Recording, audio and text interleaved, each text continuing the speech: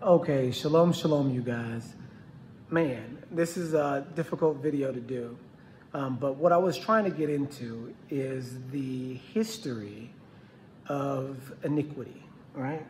There's a Lauryn Hill song, the history of iniquity, the mystery of iniquity. And of course, it's a biblical quote, a biblical understanding, because there is a mystery associated with iniquity. So I would like to kind of go over it with you guys. And there is a reference in the Bible, I think this is in 2 Thessalonians, to a great deception that is going to fall upon the world at the end of the world, except for the elect. This particular prophecy says that the elect will not be able to be fooled. So you can see how that can be possible, because anybody who reads and studies the Bible close enough will be able to see these things that are coming on the earth, right? So what I really wanted for you guys to understand and for you guys to embrace is that there is no such thing as space, okay? There is no such thing as space. There's no such thing as other planets. There's no such thing as black holes. There's no such thing as other galaxies. The universe, as you know it, being 14 billion years, light years, of nothingness for the most part, does not exist. It doesn't exist. The Bible tells us that in the beginning, Elohim created the heavens and the earth. It doesn't say in the beginning, Elohim created the universe, right? It does not say that Elohim created the universe. It says the heavens and the earth. And so the word for heavens is shemayim, right? Which has to do with water. You can hear the Hebrew word for water, mayim, in there, shemayim. And then also the earth is aratz, which means peace or pieces or peace. So not pieces in, shalom, because that means peace. But it means like a broken and jagged edge, right? It means like a shard. Eretz, the Hebrew word for earth, is a shard, right? So we understand that the earth and the heavens are in itself an environment. The heavens are an environment, and the earth is an environment. The heavens are the environment for creatures who are not made out of flesh. The earth is the environment for creatures that are made out of flesh, right? So this is the nature of your world. The Bible tells us directly, and it's not just the Bible that tells us this. It's actually all of ancient history, all of ancient culture informs us that there are three worlds. There's heaven, there's earth, and then there's hell, Sheol. Sheol is also another place that stores spirits. So again, what you know to exist today is a lie, is a grand deception, a deception that the entire world believes right now. The entire world believes that the earth is round, and that outside the earth, instead of heaven, where Elohim lives and where the angels live, there's billions of years of nothingness. And then every now and again, a planet, a galaxy, a sun, a star. This is the matrix. That's the matrix. Do you understand? Because you believe this thing to exist, and this thing that you believe to exist, you believe that it exists all around you, and you believe it to be the environment that you live in. but none of it is true. It's all conjured. It's all a figment of the imagination of man. The belief in outer space is the only 100% false religion. I'm going to repeat that. The belief in outer space is the only 100% false religion. Do you understand? So there's a lot to unpack there. So before we get into what the implications are of space not existing, let's just go backwards in time and figure out why today we believe in space.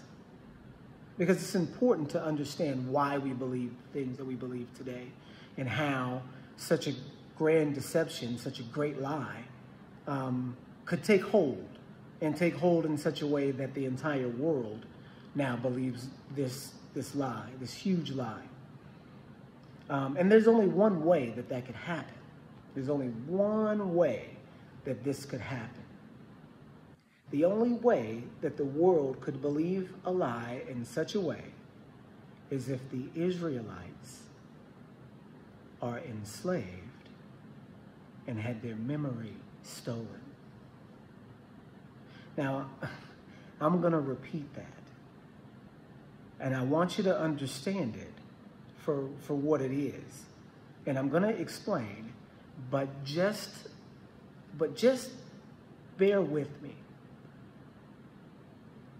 The only way that the world believes in this great falsehood that is around Earth and billions of light years of deep space is if the Israelites are in the most severe state of captivity in their entire history.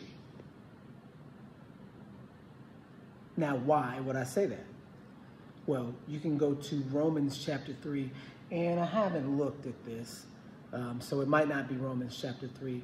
I'm pretty sure it's Romans chapter 3, though. At the beginning of Romans chapter 3, it says, "What profit is there of being a Jew? Or what advantage is there of circumcision?" And then the scripture says, "Much in every way," and I'm paraphrasing. And then it says, "Because to them were given the oracles of Elohim," right? So what Paul,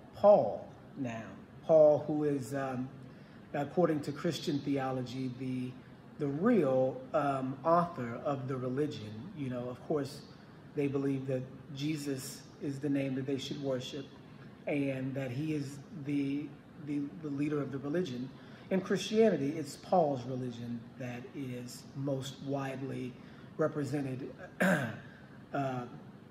Christianity is really Paul's doctrine, a warped version of Paul's doctrine. So let's continue. Let's not get off subject here. So what Paul says in Romans chapter 3 is that it's important to be a Jew. It's important to be an Israelite. And forgive me if I conflate Jewish and Israelite. What I mean is the Israelites of the Bible, the Black Americans, the victims of the transatlantic slave trade, who fit all the curses of Deuteronomy 28 and who fit all the curses of Leviticus 26, and actually also fit the curse of Jeremiah 17, which is to discontinue from your ancient heritage, right? And so let's continue. So what we're saying is that the oracles of Elohim were given to the Israelites. And the only way that the world now, which has been using the Bible and worshiping through the Bible for, at this point, right now, 2,000 years, the only way that the world can believe anything different from what the Bible says is if the Israelites have been nullified. If the Israelites are nullified, this is how you can change history. It's the only way that you can start changing history, because you have the historians. The Israelites are the historians of the world. If we are responsible for the oracles of Elohim, which we are according to Paul, then we are the historians of the world, because Elohim tells the history of all the world. That means we're the historians. Not only that, we're also the geographers, the ancient geographers, to tell you the structure of the earth and how the earth is created, and what type of environment it is, and how it's situated, right? It's situated. The earth itself is flat, a flat surface. The earth is sat in the ocean. Giant ocean, one big giant ocean. It sat in it. It stands on 4 pillars. Surrounding it is a barrier of ice so that you can't come beyond a certain point. And then beyond that point is the firmament, which encompasses the entire top like a dome. The earth is a super bowl. The earth has a thunder dome. The earth is the World Cup. There are lots of references in pop culture of the true shape of the earth. So this is what I mean. The only way that you can convince the world that it's round, especially after thousands of years of biblical understanding, is if you eliminate the Israelites from being a factor in world knowledge. You have to understand that before, let's just say 14 to 1500, you had Israelites, black, ancient Israelites, that still had information and still had knowledge and still were going to different schools all over the world. For instance, like Timbuktu, I have a sister who's doing a series on Black history, and one of her videos has, just briefly talked about the history of Israel in Africa, and that there are ancient schools here in Africa that are Israelite schools, one of them being in Timbuktu, Israelite and Muslim schools in Timbuktu. One of the universities that was like world renowned in what everybody else would be calling the Dark Ages, right?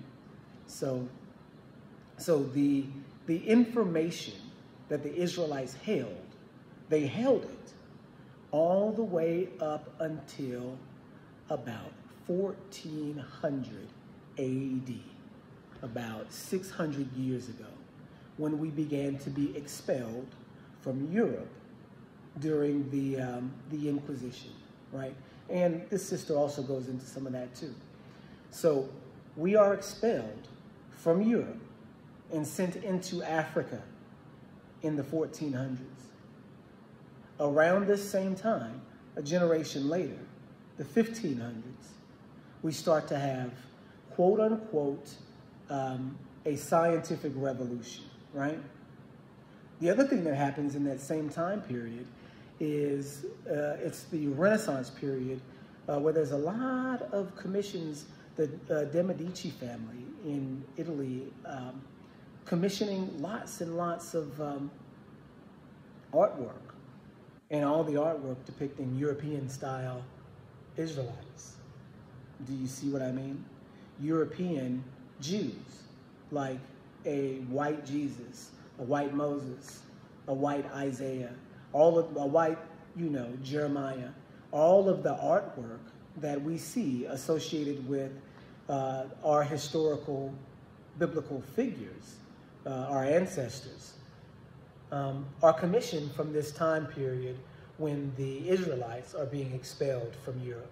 And that's important to understand, because all these things work together in one story, right? They all work together. So that's one thing that's happening at this point, that all the the real Jews are being expelled from Europe and then being sent into Africa. You look this up. In about 300 years, from France, from England, from not Spain, because they went to Spain first, France, England, Germany, these Western European countries, Italy, they began to expel all their Jews and move them into Spain and Portugal. And then Spain starts to do the same thing and then move all their black Jews into Portugal. This is the Inquisition. This is what the Inquisition was all about. And then from Portugal, you'll see the history. They were either forced to convert to Christianity or put on a ship and sent to the west coast of Africa by the hundreds of thousands. So, and then we know that they created a culture there in Africa alongside the Africans, in conflict in some cases, and became rich in Africa later on.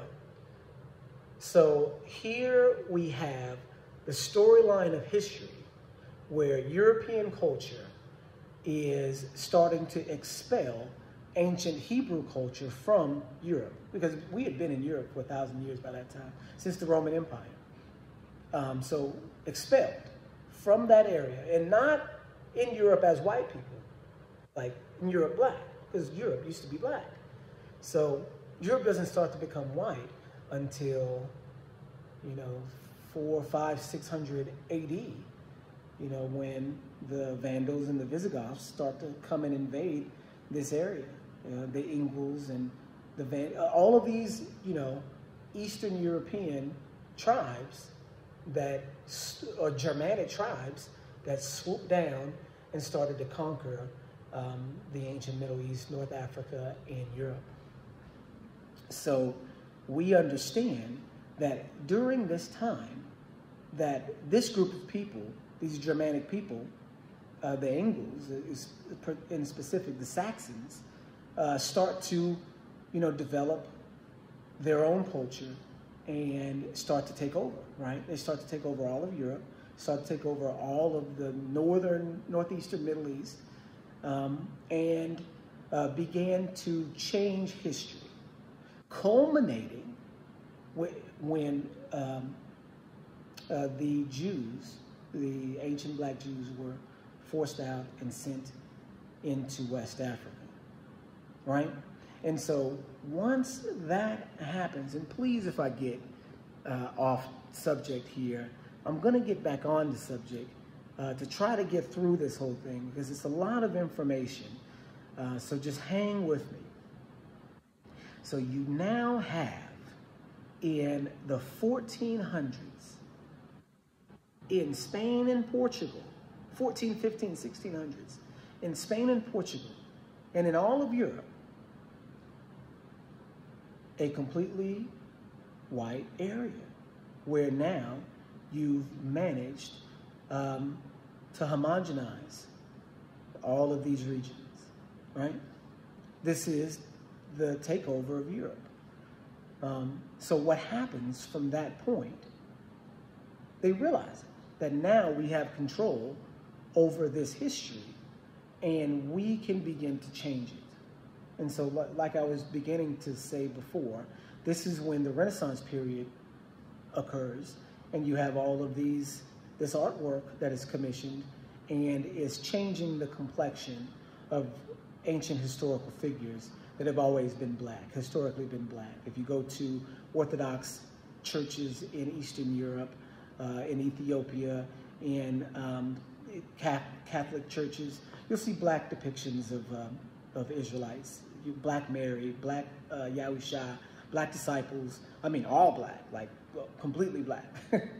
So they call her the Black Madonna, right? We've heard of this. So we know at one point in time, the artwork that Europeans were producing was accurate, right? But at some point in time in the past, the Renaissance period, it began to be changed and propagandized into a Europeanized culture. And it was deliberate, because here we are 400, 500, 600 years later, and everybody in the world believes that to be the case, right? This is how you have white Jesus come into play, because you don't have the real Israelites to stand up and say, wait a second, that's not his name, first of all, it's Jesus, and second of all, that's not what he looks like. So again, the only way these depictions of ancient Israelite people being white can happen is if the Israelites of old, which are the Bible describes as being black people, are taken out of the equation, removed as being a factor. And that's what we see. We see in today that there's one group of people on the face of the planet, these victims of the transatlantic slave trade that came from West Africa, that have no culture, that have no ancient culture, that have no history beyond slavery, that appear to have been wiped clean of all of their memory. So this is where the ability to change what exists comes from, right? So if the world is flat and there's a dome over top of it, and Elohim is sitting right on top of that throne, on top of that dome, on a throne looking down at you, it's kind of hard to present the case for him not to exist or for there to be any other reality besides that one. So, if you are and I always do this, but if you look at it from the villain's perspective, like if you look at it from the plan that the devil had to make in order to make this world to come to pass, you'd have to first choose a new group of people, right? Because you're an ancient being that's not going to die, not until the end of the world. You know you're going to die at the end of the world. So you're looking for people groups on the earth in order to take advantage of, in order for you to change the world in your favor, right? In order to make the world what you want it to be. So here you have a young group of people radically different from the rest of the world that now are asserting power and attaining power. So what do you do? What do you do for this group of people? Do you give them history? Yeah, you give them the history. Do you give them the ability to change the history? Yeah, that's what you do. You give them the idea that this history can be changed and changed in your favor. And so that's what we see happening at the same time as the Israelites are going into captivity. So in the 1600s, right? So we account the very first slave ship as being 1619, right? And so you guys are going to want to really get this because this is very important. The first slave ship goes out in 1619 and is in Jamestown Colony, right? Jamestown Colony. Pay attention here. So 7 years prior to that, or 8 years prior to that, you have another James accomplishment. You can call it an accomplishment. You can call it an accomplishment. So Jamestown is formed in around 1619, but what about the King James Version of the Bible? Do you understand? Do you understand how these two things are connected? That King James ordered the Jamestown Colony to be established, and then also King James ordered the King James Bible to be written, right? And so he hired a bunch of translators and scholars to translate the Bible and change it in certain ways, right? So all of these things are happening around this time. And the proof of it is Jamestown Colony and the King James Bible. You know, two ventures that have the same purpose, right? Have the same purpose. So you've got slaves coming out of West Africa, the real Jews being brought to America. And then you also have the commissioning of the King James Version of the Bible, right? At the same time. That's important to recognize because you now have the ancient Jews being started their brainwashing campaign. So this is all in the era of King James. King James himself is beginning the process of wiping the Israelite mind clean, right? And in this same era, and then going on to the next era, the 1700s, you have the presentation of the universe and other planets, other solar systems, other galaxies. You have the presentation of the ether, the world around the world, that is this wavy nothingness that can be an environment all its own, and that each body in the sky must be millions of miles away, and in each of these bodies is the potential of its own habitat. So do you understand that the concept of the universe is theoretical? That the concept that there is other planets and other beings on these planets is a theory.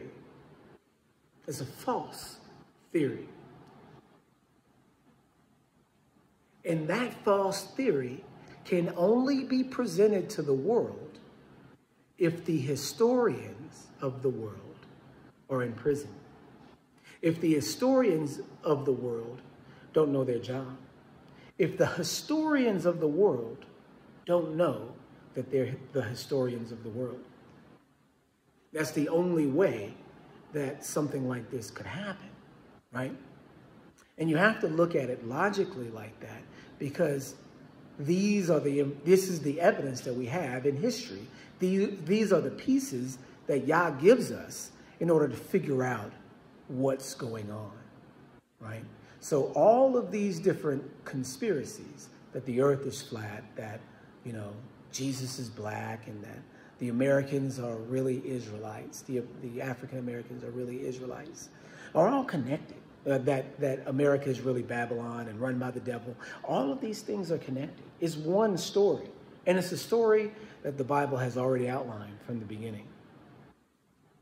It's a story that, if you look at it as a whole picture, is convoluted, but makes sense. The only way that you can have a white Jesus is if his black ancestors are in prison. The only way you can believe the world is any different from how it actually is if the people who are the custodians of the information of the world, the guardians of the galaxy, if they're in prison and don't know that that's what their job is. It's the only way.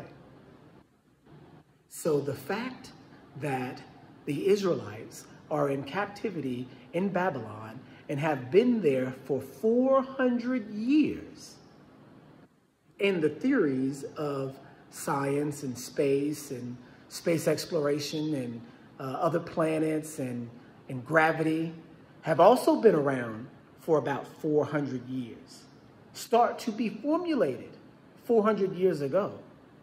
You have to understand that this event and the other event are connected. That the Hebrews go into their bondage, the most severe bondage in all of human history, because it completely wiped out their entire heritage in their minds.